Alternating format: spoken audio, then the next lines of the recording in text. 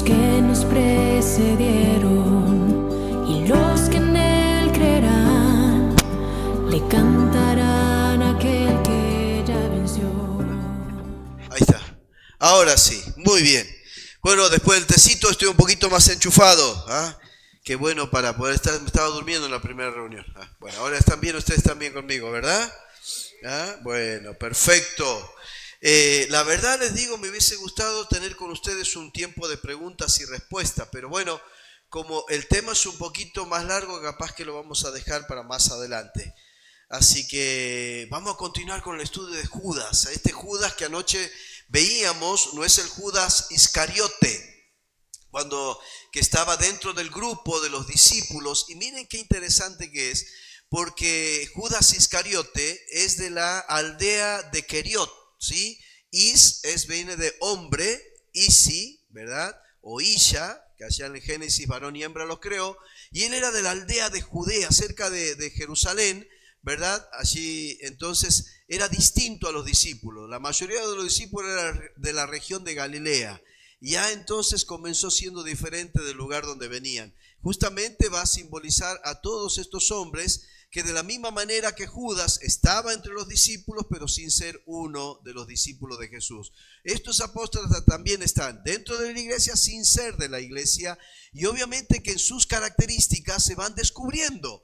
Estos son hombres impíos que no tienen ningún reconocimiento, ni respeto, ni relación con Dios. Entonces, anoche les desafiaba, vamos a mirar esta epístola, pero no tomándolo como una lupa para examinar a otros, sino como un espejo para examinarnos a nosotros mismos. Esta es la Biblia, un espejo que nos va a ayudar a examinarnos a nosotros mismos. El primer desafío, bueno, no somos hombres impíos porque tenemos devoción con Dios, por eso nosotros sí tenemos comunión con Dios. La segunda parte dice de este versículo, hombres impíos que convierten en libertinaje la gracia de nuestro Dios. Qué tremendo esta expresión, hermanos queridos.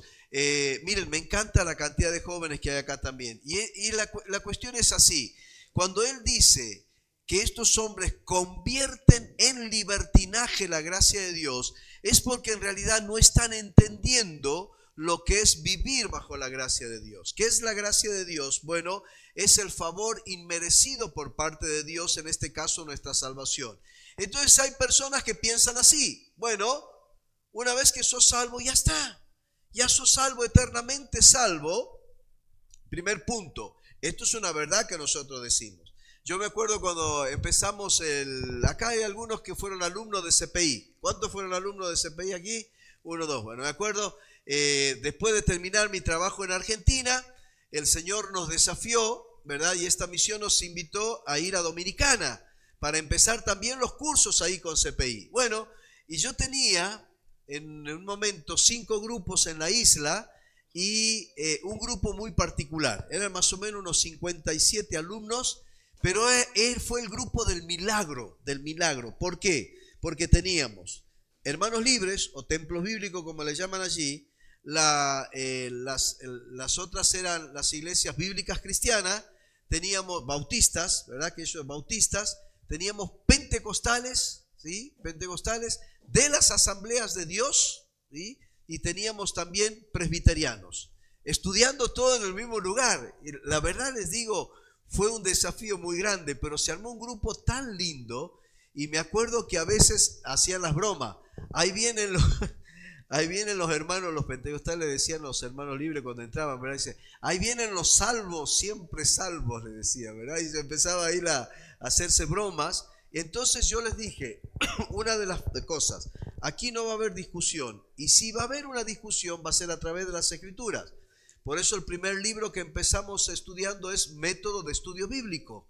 Hacer una correcta hermenéutica para llegar a una buena interpretación. Entonces le decía, si vamos a hacer una discusión, tiene que ser a través de la Biblia. Y si alguien quiere hacerlo, tiene 10 minutos al comienzo de antes de la clase, para entonces defender su posición, pero siempre a través de las Escrituras. Y eso entonces hizo que ninguno levantara la voz ni que se armaran discusiones, porque decíamos, bueno, vamos a aprender a discutir, pero a través de las Escrituras. ¿Por qué? Porque si no, no hay discusión que valga. Y me acuerdo que uno de los temas que, miren, cuando terminó el curso, el primer libro, se paró un pastor pentecostal en esa reunión y dijo: yo tengo que pedirle perdón a mis hermanos que están aquí presentes y tengo que volver a mi congregación a pedirles disculpa porque durante años he estado enseñando una verdad que nosotros defendemos como congregación, en el sentido como denominación, pero que no es bíblica. Y habló acerca justamente de lo que ellos tienen como doctrina principal, que es la pérdida de la salvación. ¿Por qué?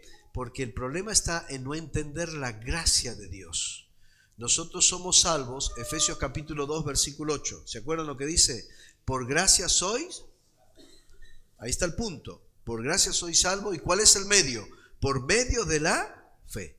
No somos salvos por la fe, somos salvos por la gracia de Dios y recibimos esa gracia por medio de la fe. Y esto no de vosotros para que nadie se gloríe.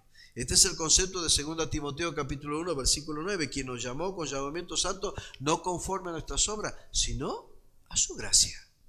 Entonces, cuando nosotros entendemos esto, somos salvos, sí, y increíblemente, eternamente salvos. Nada añade o quita la salvación.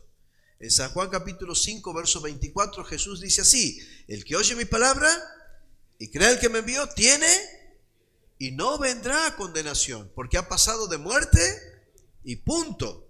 Entonces ahí está asegurada mi salvación. Yo soy salvo, eternamente salvo, sí, por la gracia de Dios, por medio de la fe. Entonces, ¿qué pasa con estos hombres? Bueno, estos hombres convertían en el libertinaje la gracia, decían: bueno, somos salvos, eternamente salvos, entonces, muchachos, vivan su vida, hagan lo que quieran, si con tal ya son salvos. Este es donde justamente nuestros hermanos pentecostales nos atacan para decir: bueno, entonces vivan como quieran, con tal ya son salvos. No, no es así. Esto es entender mal la gracia de Dios. Vayamos a Tito capítulo 2. En Tito capítulo 2, justamente allí el Señor nos está hablando acerca de la gracia y cómo esta doctrina, que no es otra que una persona, nos está enseñando. En Tito capítulo 2, versículo 11, dice de la siguiente manera: porque la gracia de Dios se ha manifestado para salvación a todos los hombres, enseñándonos que, y ahí vienen los verbos, renunciando a la impiedad, y aquí más, y a los deseos mundanos, vivamos en este siglo sobria, justa y piadosamente, aguardando la esperanza bienaventurada y la manifestación gloriosa de nuestro gran Dios y Salvador Jesucristo. Fíjense en los tres verbos: renunciando, vivamos y aguardando. ¿Sí? Entonces la idea es de que no es una vida para vivir en libertinaje, sino básicamente una vida que debemos aprenderla a vivir. ¿En qué? En santidad, en integridad, aguardando justamente la esperanza que tenemos del regreso de nuestro Señor, para que cuando Él regrese nos encuentre digno de su presencia.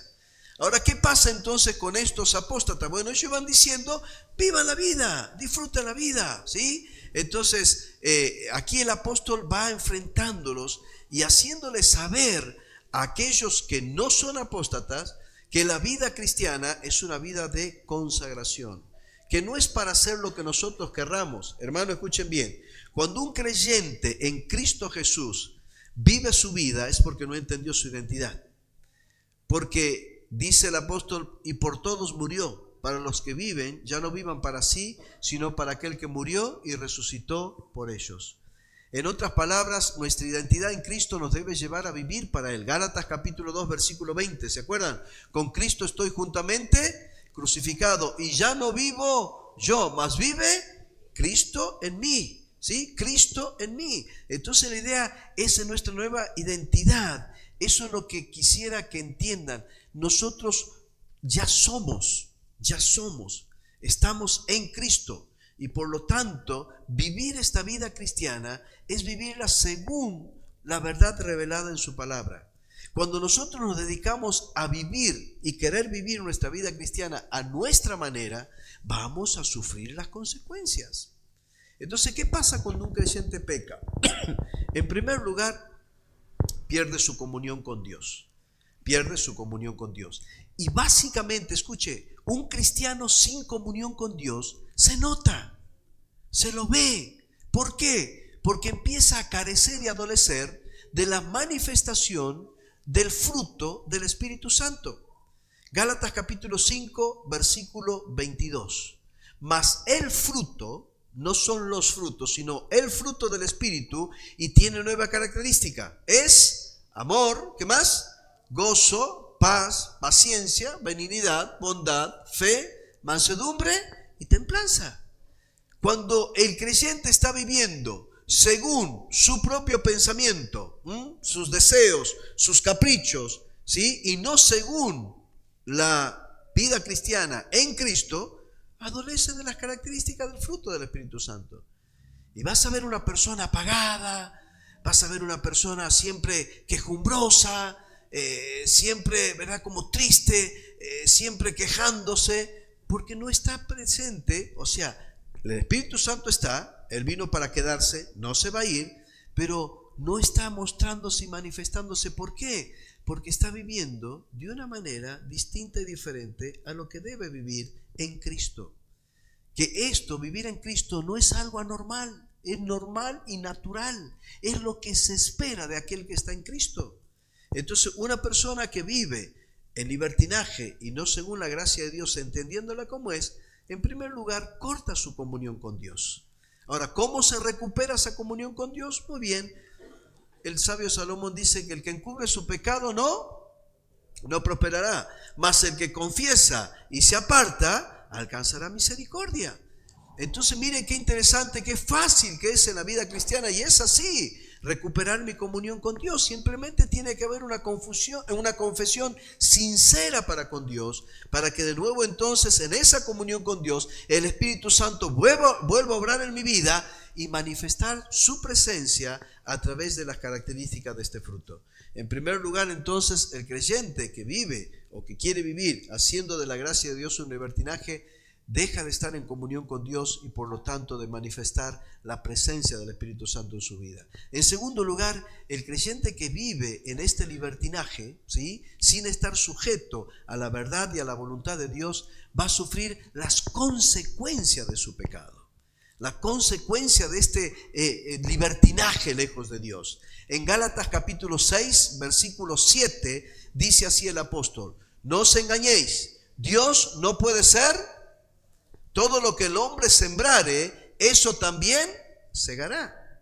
Miren, esto es una ley, un principio de vida. Por eso es que nosotros o sembramos para el Espíritu o sembramos para la carne. Estos apóstatas solo siembran para la carne y cosechan entonces la consecuencia de sembrar para la carne. ¿A dónde están los frutos de la carne? Gálatas capítulo 5, versículo 19. Si usted lo quiere leer, vamos a leerlo. Miren, por favor, léalo conmigo. Capítulo 5 de Gálatas, capítulo 19. Y manifiestas son las obras de la carne, que son, ¿cuáles son? Adulterio, fornicación, inmundicia, lascivia, idolatría, hechicería, enemistades, pleitos, celos, iras, contiendas, disensiones, herejías, envidias, homicidios, borracheras, orgías y cosas semejantes a estas. Miren todas las manifestaciones de la carne. Y por ende entonces aquel que quiere vivir en un libertinaje, aún siendo salvo, va a sufrir las consecuencias. Aún después de confesar su pecado. Por ejemplo, hay personas que dicen: bueno, pero ¿por qué si yo confesé? ¿Por qué sigo sufriendo esto? Porque sigues cosechando lo que sembraste. La única manera de cambiar la cosecha es cambiando las semillas. Y si son semillas piadosas, obviamente que los resultados van a ser piadosos. Pero si son pecaminosos, vas a cosechar de acuerdo entonces a lo que sembraste.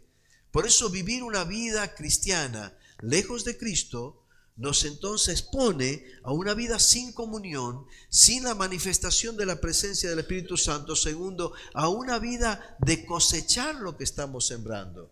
Porque obviamente si estamos sembrando para la carne, de la carne segaremos corrupción, pero si es para el Espíritu, vamos a cosechar vida y paz. ¿Por qué hay tantos conflictos en nuestra vida? ¿Por qué hay tantos conflictos en nuestro matrimonio? ¿Por qué hay tantos conflictos en nuestra familia? ¿Por qué hay tantos conflictos en nuestras congregaciones? Es muy simple, y es cuando estamos tratando de vivir según nuestros pensamientos, nuestro corazón, nuestro deseo, nuestro capricho, y no según la verdad y la voluntad revelada de Dios. Por eso, hermanos queridos, estos apóstatas son peligrosos, porque van entrando dentro de las congregaciones y van levantando este tipo de pensamiento. Vamos a vivir nuestra vida, vamos a disfrutar de la vida. Claro, de la vida cristiana sí, pero no de una vida lejos de Cristo, porque vivir lejos de Cristo va a traer estas consecuencias. Vamos a tener una pérdida de comunión, vamos a empezar a cosechar cosas no de acuerdo al Espíritu, sino de acuerdo a nuestra carne. Y en esto quiero llamar a la reflexión. ¿Cómo estás en tu vida? ¿Cómo estás en tu vida? Mira, cuando está el Espíritu de Dios controlando tu vida, como debe ser, ¿sí?, las características de su fruto se van a manifestar. ¿Y cómo? No solamente en tu apariencia, en tus conversaciones, en tus comentarios, en tu conducta. Y así se va a ver. No hace falta que nosotros intentemos esforzarnos, porque se va a ver, se va a dar cuenta. Segundo, ¿cómo está tu vida? ¿En qué sentido? ¿Qué estás cosechando? Muchas de las cosas que nosotros nos quejamos o sufrimos no es otra cosa que el resultado de lo que estamos sembrando. Entonces, estos hombres nos están enseñando que tenemos que tener cuidado con convertir en libertinaje la gracia que recibimos por parte de Dios. En tercer lugar, el hombre que quiere vivir en un libertinaje sin entender lo que es la gracia de Dios, no solamente que no se va a manifestar la presencia del Espíritu Santo, no solamente que va a cosechar lo que siembra, sino también, en tercer lugar, se va exponiendo a la disciplina de Dios. Dice en Hebreos capítulo 12, versículo 5, ¿sí?, que Dios disciplina a los que tiene o a los que son sus hijos. Y si Dios no lo hace, si no nos disciplina, es porque no somos hijos, sino bastardos, dice la Biblia. Por lo tanto, el hombre que vive en un libertinaje sin sujetarse a lo que es la persona de Cristo, va encaminándose a la disciplina del Señor. Y muchas veces esto es distinto a las consecuencias, ¿sí? Miren, el otro día hice un ejercicio y es una verdad, y lo voy a hacer aquí. Yo pregunté, hermanos, ¿cuántos de aquí están pasando por una prueba? Oh, todos levantaron la mano, ¿verdad? Pero ¿cuántos están pasando y están sufriendo la consecuencia de una mala decisión? Ah, bueno, viste, ahí va. Ay, fueron sinceros 2 o 3. ¿Y cuántos están sufriendo una disciplina del Señor? Nadie levantó la mano, nadie, ¿verdad? Y a veces tenemos que hacer la diferencia, porque muchas veces lo que estamos sufriendo no es solamente una prueba. La prueba, recuerden que viene de Dios para sacar lo mejor de nosotros, distinto a la tentación que busca sacar lo peor de nosotros. Pero también la consecuencia Dios la permite para que aprendamos de nuestros errores y para que aprendamos a tomar buenas decisiones. Pero la disciplina de Dios viene para corregirnos y para traernos de nuevo hacia Él. Y muchas veces la disciplina es dolorosa. Es el último recurso muchas veces de Dios para acercarnos y traernos a Él. Por eso muchas veces hablamos con hermanos apartados y le decimos, no esperes hasta que Dios trate contigo a través de la disciplina para volver al redil. Y las disciplinas son dolorosas porque es parte del trato de Dios con cada uno de sus hijos. Pero por último, aquel que realmente convierte en libertinaje la gracia de Dios y no quiere vivir como Dios dice Juan en el capítulo 5 de su primera carta, capítulo 5, versículo 16. Abra por favor ahí. Y miren el proceso gradual de los que quieren convertir en libertinaje la gracia de Dios. No solamente cortan su comunión con Dios, no solamente cosechan según lo que sembraron, no solamente van caminando hacia la disciplina de Dios, sino que el último paso pueden ir caminando hacia el castigo de Dios. El castigo de Dios. No es solamente la corrección, aquí viene el castigo. Y esto está vigente hoy, hermanos queridos. Ojo, Esto no es para el tiempo de Juan, esto es el tiempo nuestro también. Escuche lo que dice. Si alguno viere a su hermano cometer pecado que no sea de muerte, pedirá y Dios le dará vida. Esto es para los que cometen pecado que no sea de muerte. Hay pecado de muerte por el cual yo no digo que se pida. Y cuando habla del pecado de muerte es muy sencillo. Es cuando aquel hermano, aquella hermana, ¿verdad?, no quiere escuchar y no quiere atender al proceso de exhortación de Mateo capítulo 18. Si tu hermano peca, ve y habla con él estando solo. Si no te escucha, lleva un testigo. Si no, entonces preséntalo a la iglesia. Si no, tenle como gentil y publicano. Es para el hermano que se encierra en su pecado, que no quiere confesarlo, que no quiere arrepentirse, confesarlo y apartarse, sigue viviendo en pecado. Entonces Dios dice, listo, vamos para casa y deja de dar tanto problema ahí en la tierra. Hermano, por eso en 1 Corintios capítulo 11 se nos habla de la advertencia cuando venimos a tomar de la cena. Y dice que por estar en pecado y tomar indignamente del cuerpo y de la sangre del Señor, muchos están enfermos, otros duermen, otros han muerto. Y este pecado es así. Dios por eso no se juega con su santidad, no se juega con su santidad.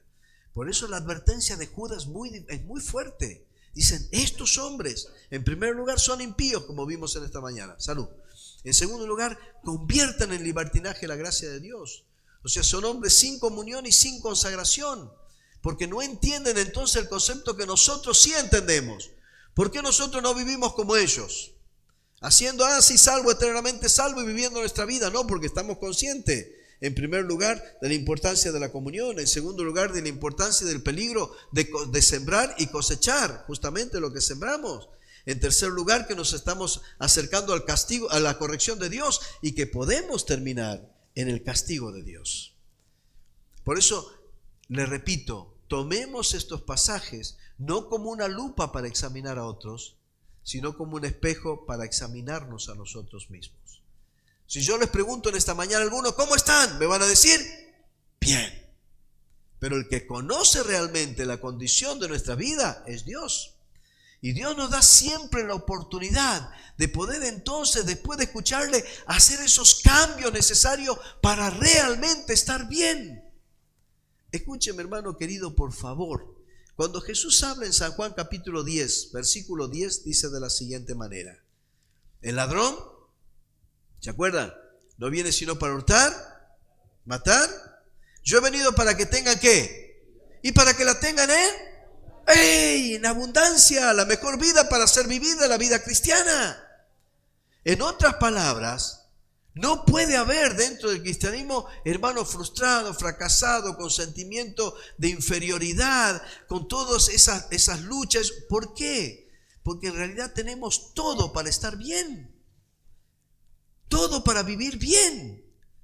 El problema es cuando nosotros descuidamos justamente nuestra comunión con Dios y empezamos a querer vivir nuestra vida lejos de Dios. Y ahí entonces es lo mismo que hacen estos apóstatas, caer en un libertinaje entendiendo mal la gracia de Dios. Y cuando vivimos en ese libertinaje están estas 4 consecuencias. ¿Somos salvos, eternamente salvos? Sí, pero no teniendo esta libertad como ocasión para la carne, sino para esforzarnos y vivir en la voluntad de Dios. ¿Y cómo es la voluntad de Dios? Bueno, comunión. En segundo lugar, ellos son sin consagración, nosotros tenemos una vida consagrada a Dios. Romanos capítulo 12, versículo 2. Os ruego, hermanos, por la misericordia de Dios, que presentéis vuestros en sacrificio vivo, santo, agradable a Dios. Consagración. O sea, nosotros entendemos que ahora somos de Cristo. Somos de Cristo, comprados a precio de sangre. Y fíjense en que estos hombres dicen, miren lo que dice Judas. Miren lo que dice Judas. Pues se me fue. Judas dice, estamos en el versículo 4 de la carta entonces de Judas, esta carta universal para todas las iglesias. Convierten en libertinaje la gracia de Dios. Y agrega, para que entiendan esto, versículo 8, No obstante, de la misma manera, también estos soñadores mancillan la carne.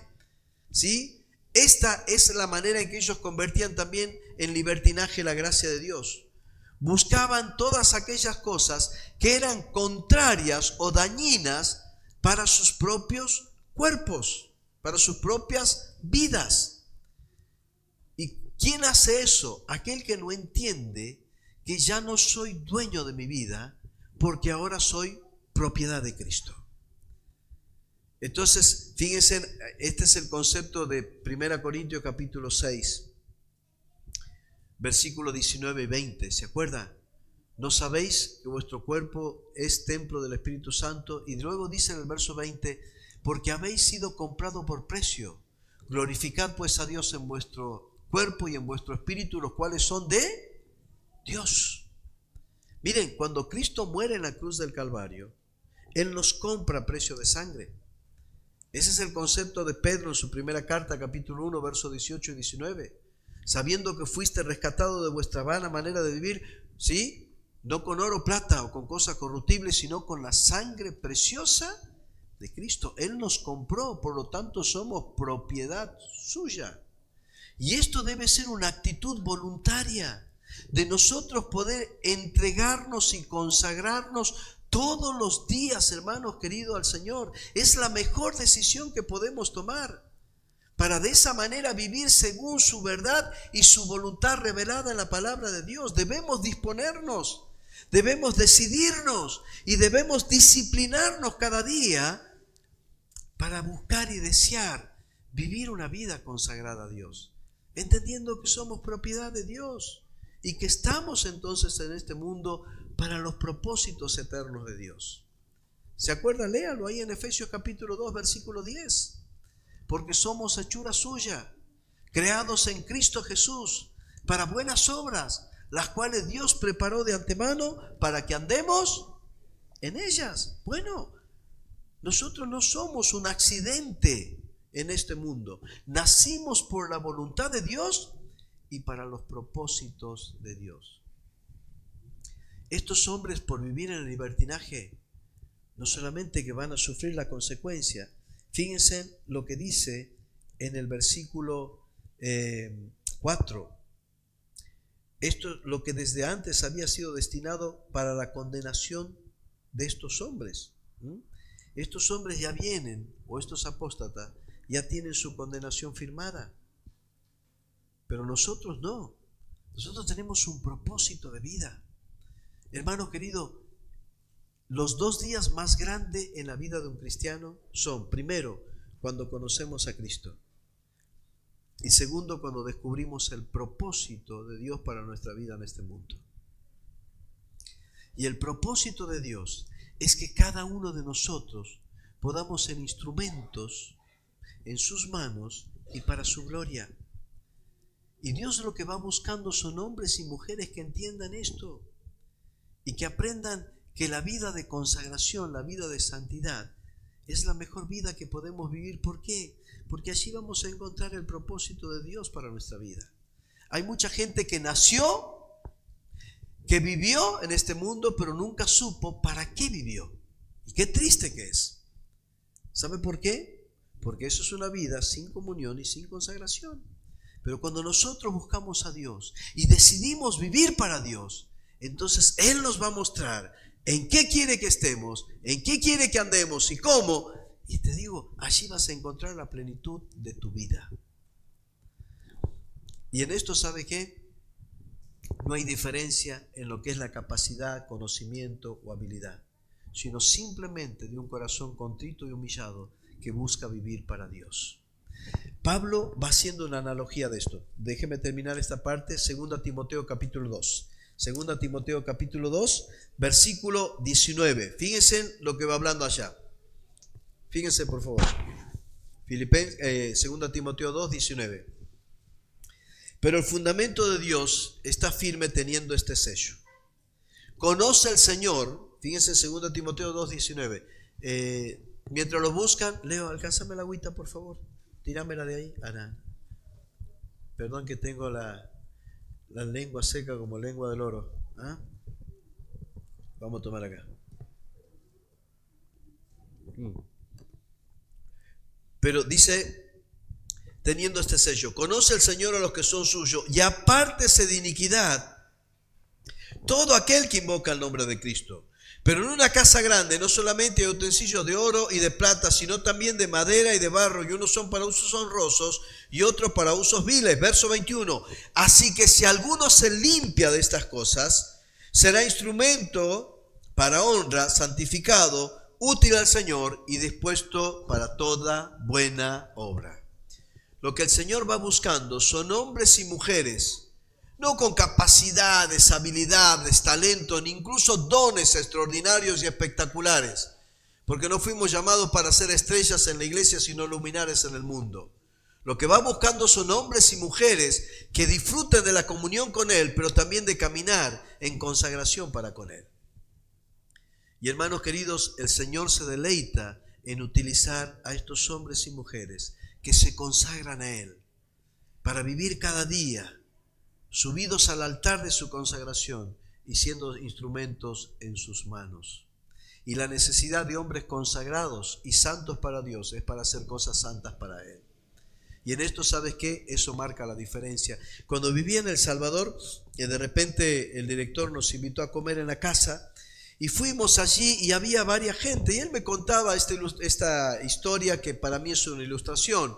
Y de repente, ¿qué hacemos? Por lo general, cuando hay invitado, ¿verdad? Hay una vajilla que no se usa en la casa. No sé quién instituyó esta idea absurda, ¿sí? Porque solamente se la utiliza cuando hay invitados. Y ahí hay gente que tiene vajilla guardada hace años que nunca la utiliza porque no invita a nadie, ¿sí? En vez de disfrutarla con la familia, quiere que la disfrute alguien porque siempre estamos viviendo para impresionar a otro. Bueno, él había tanto invitado que tuvo que sacar todas las vajillas, todos los platos que había, todos los cubiertos.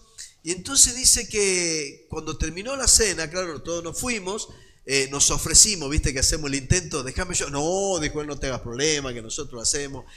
Nos borramos todo y se quedaron ellos, ¿verdad? Con todo eso. Entonces me contaba que la esposa quiso empezar a lavar los platos, ¿verdad? Y dice, no, mi amor, ya son cerca de las 2, no te hagas problema, vamos a dormir. Entonces, mañana limpiamos, ¿verdad? Entonces dice que a la noche, claro, habíamos comido tremendamente como si el Señor viniera esa noche y de repente, viste, le empezó a arder el estómago. Y allí se levantó, dice, porque tenía una acidez, bueno, voy a tomar un Alka-Seltzer o lo que sea, ¿verdad? Un Uvasal le llamaba acá. Y dice que cuando fue a buscar un vaso, estaban todos sucios. Entonces lo habían puesto ya en agua con jabón y él no quería hacer ruido para no despertar a la esposa y empezó a buscar por las alacenas, ¿sí? Y no había ningún vaso. Pero de repente abre una puertita y allá en el fondo estaba un vaso plástico. El vaso con que su hijo jugaba, pues tiene un nene pequeño, todo rayado, todo golpeado, pero ¿sabes qué? Me dijo negro. Me dicen negro, ¿verdad? No sé por qué. Pero ¿sabes qué, negro? Era el único vaso que estaba limpio. Y ese vasito todo rayado, de plástico, ordinario, golpeado por mi hijo, pero sin embargo estaba limpio. Y fue el único vaso. Todo lo demás de cristal, todo lo mejor estaban ahí sucio. Este vaso de plástico sirvió para saciar mi sed. ¿Sabes? Muchas veces nosotros pensamos, que fulano, que sutano, porque mirá lo que hace, lo dice, cómo habla. No te equivoques. Esa no es la condición para ser usado por Dios. Esa no es la condición para que Dios obre. La condición es estar limpio para Él. Y la única manera es viviendo una vida de consagración que es todos los días. Hermano, cuando habla Romanos 12:2 que presentéis vuestro cuerpo un sacrificio vivo, santo, agradable a Dios, que es vuestro culto racional, está hablando de algo de todos los días, no de una conferencia, no de un campamento, no de un evento especial, sino que la misma común unión con Dios me va a desafiar a vivir una vida de consagración para con Él, para ser un instrumento que Él puede utilizar para su gloria, para su gloria. Por eso, hermanos queridos, el pecado en la vida de un creyente es un accidente, no es algo premeditado y menos practicado.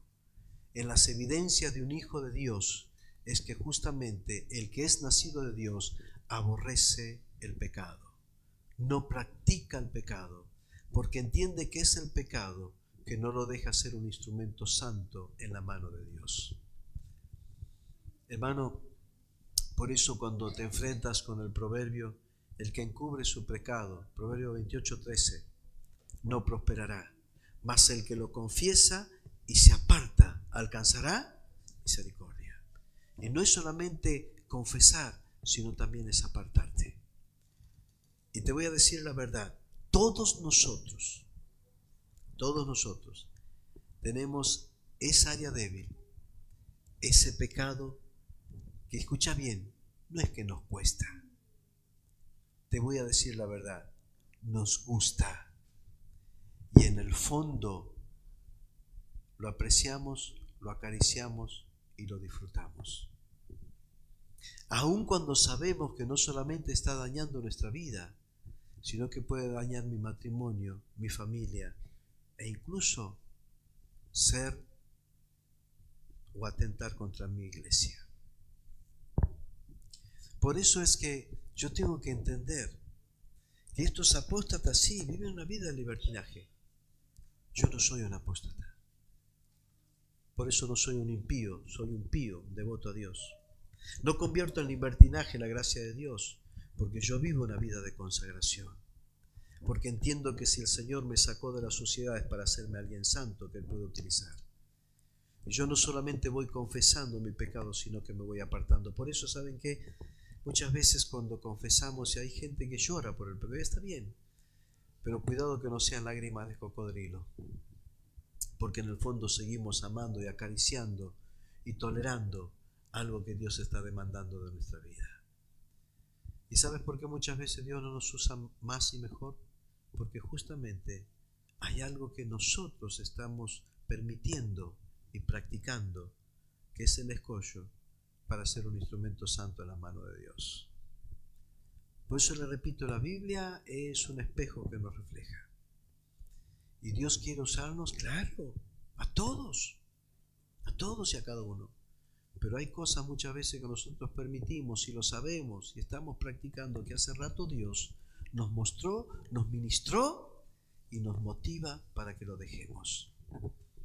Hermanos queridos, dice no solamente que son impíos sin comunión, sin consagración, sino también sin compromiso. Viven como chivos sin ley, diría el dominicano, que no aceptan ninguna autoridad sobre su vida. Por eso dice en el verso 4, y niegan a Dios, el único soberano, y a nuestro Señor Jesucristo. ¿Por qué no hay comunión? ¿Por qué no hay consagración? Porque no hay un compromiso de sujeción al señorío de Cristo. Entonces ellos no quieren sujetarse a nadie, menos a Dios y menos al Señor. En otras palabras, quieren vivir su propia vida. Es más, hasta tienen su propia religión como Caín.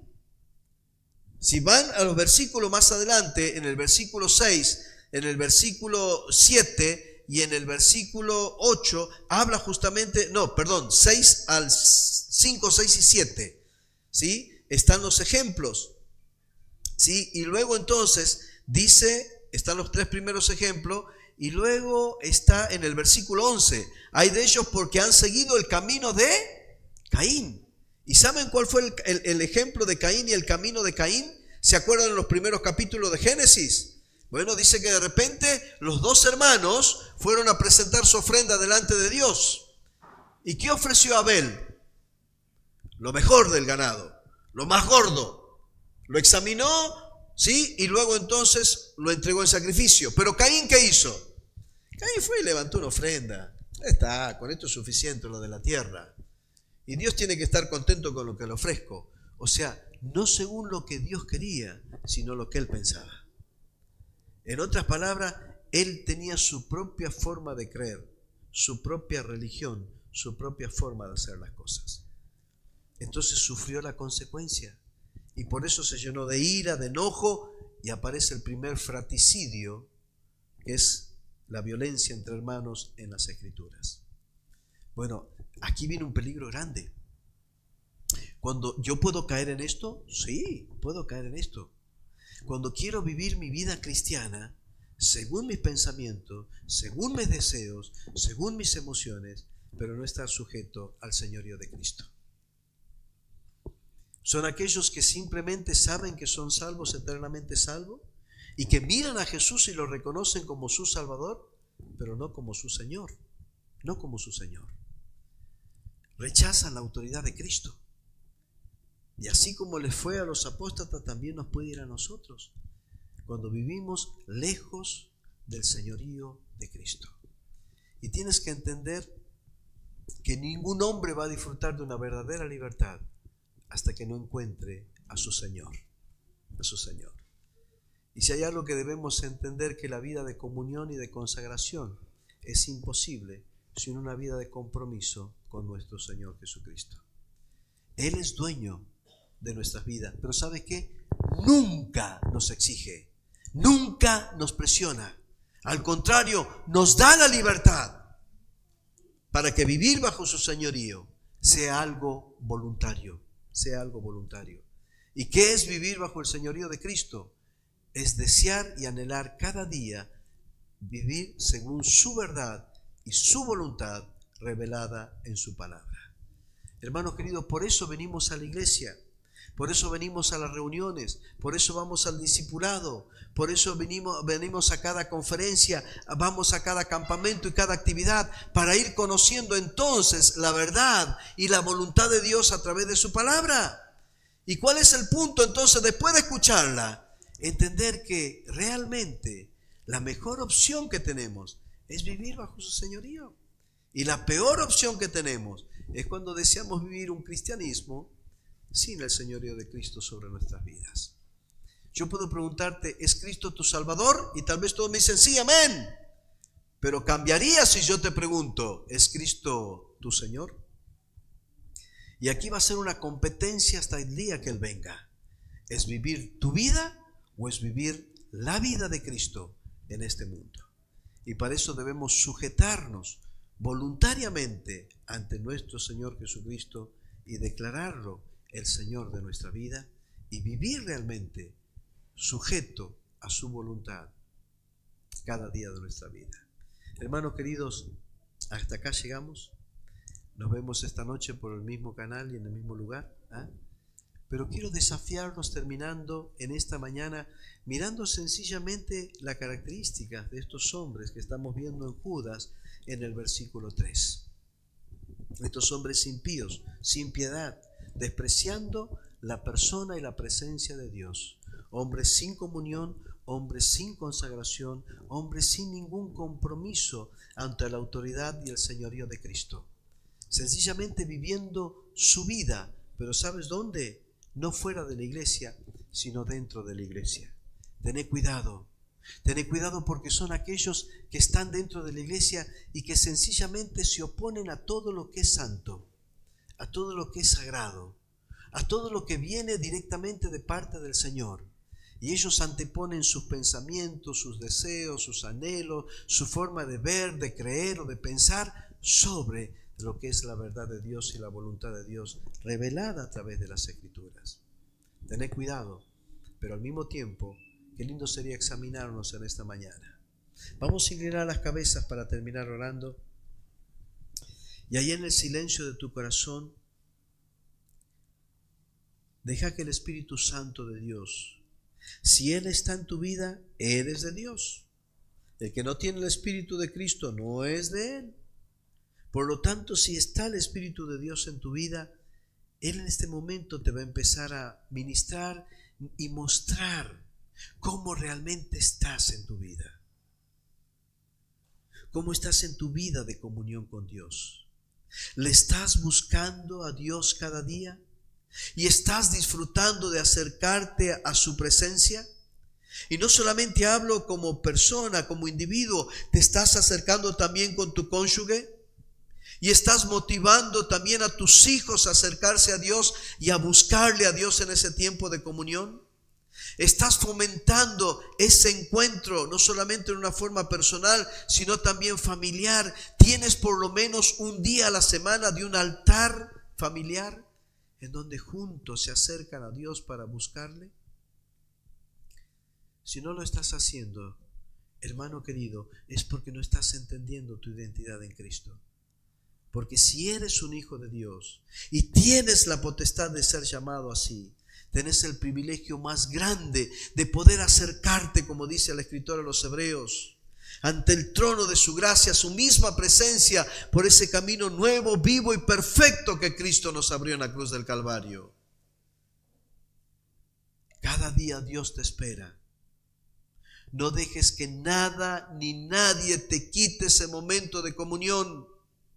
Entendé que en un mundo de Martas necesitamos tener un corazón como el de María, que ni el afán, ni la angustia, ni la ansiedad te quite este tiempo. Y al contrario, cuando salgas de este tiempo de comunión con Dios, te puedo asegurar que tu día, tu vida, tu matrimonio, tu familia va a ser distinto y diferente, porque la comunión con Dios transforma y cambia, hace maravillas. Por eso, si has dejado de encontrarte con Dios, si has dejado tu comunión con Dios, por favor, volvé a tu comunión con Él. ¿Cómo estás en tu vida de consagración a Dios? ¿Estás siendo un instrumento para honra, santificado, útil al Señor y dispuesto para toda buena obra? ¿O estás permitiendo y estás practicando aquellas cosas que te impiden ser un instrumento en las manos del Señor? Y tal vez estás experimentando satisfacciones momentáneas, pasajeras, pero estás con un espíritu inquieto, insatisfecho, porque sabes que estás pecando en contra de Dios. Que en esta mañana tú puedas no solamente pedir perdón, no solamente confesar, sino pedirle a Dios que te ayude a apartarte de eso. Porque es ese pecado que te está quitando comunión con Dios, es ese pecado que te está quitando las manifestaciones del Espíritu Santo en tu vida. Está acercándote al castigo, a la corrección de Dios, y cuidado que puede llevarte al castigo de Dios. Por eso en esta mañana es un tiempo de recordar que en nuestra identidad hemos sido llamados para ser instrumentos santos, útiles y dispuestos para toda buena obra. Pero también sin compromiso con el Señor. ¿Es el Señor el dueño de tu vida? ¿Le has entregado tu vida y lo estás haciendo cada día? Mira, querido hermano, una cosa es tener a Cristo como Salvador, otra cosa es tenerle como Señor. Y Él quiere ser no solamente el Salvador, sino el Señor de nuestra vida. Y demostrarte que es el mejor amo, que es el mejor dueño. Por eso tal vez en esta mañana estás sufriendo la consecuencia de hace rato de haberte apartado del señorío de Cristo. Y estás como Caín, viviendo tu propia vida, hasta tu propia religión, y creyendo incluso que estás bien y no te estás dando cuenta que lo que vives y sufres no es otra cosa que la consecuencia de estar viviendo tu propia vida y no la vida que el Señor quiere para vos. Por eso en esta mañana regresa a Cristo y ponete bajo el señorío de Él. Habla con Él, decile: Señor, yo quiero en esta mañana entregarte mi vida, todo lo que soy, todo lo que tengo y lo que espero ser, lo dedico a ti. Señor, quiero dejar de ser el capitán de mi barco y entregarte en esta mañana el timón de mi vida. Señor, quiero que seas tú el que me dirijas. Quiero que seas tú el que me digas lo que debo hacer. Quiero que seas tú el que me encamine cada día para poder entonces conocer y comprobar que tu voluntad para mi vida siempre va a ser buena, agradable y perfecta. No quiero ser como estos hombres, sin comunión, sin consagración y sin compromiso, sino que quiero ser un hombre o una mujer que te honre y te glorifique a ti en mi casa, en mi congregación y en la comunidad donde me has puesto. Padre, gracias por esta mañana, gracias por este tiempo con mis hermanos, gracias por su paciencia en todo este tiempo para estudiar juntos lo que nos quieres decir y seguir diciendo en esta carta de Judas. Señor, queremos salir de este lugar pero sin ser los mismos y poder responder de la manera correcta al desafío tuyo. Salir siendo hombres y mujeres que vuelvan a la comunión, a la consagración y al compromiso contigo. Y líbranos de aquellos hombres, aún dentro de nuestras congregaciones, que están convirtiendo tu gracia en un libertinaje que nos acerca a tu corrección, a tu castigo y a sufrir las consecuencias de estar lejos de ti. Oramos en el nombre y en los méritos del Señor Jesucristo. Amén. Si hay alguna preguntita, yo estoy aquí con mucho gusto para contestar. Que Dios los bendiga. Eres todo lo que necesito. Tú me llevas al lugar donde encontré descanso.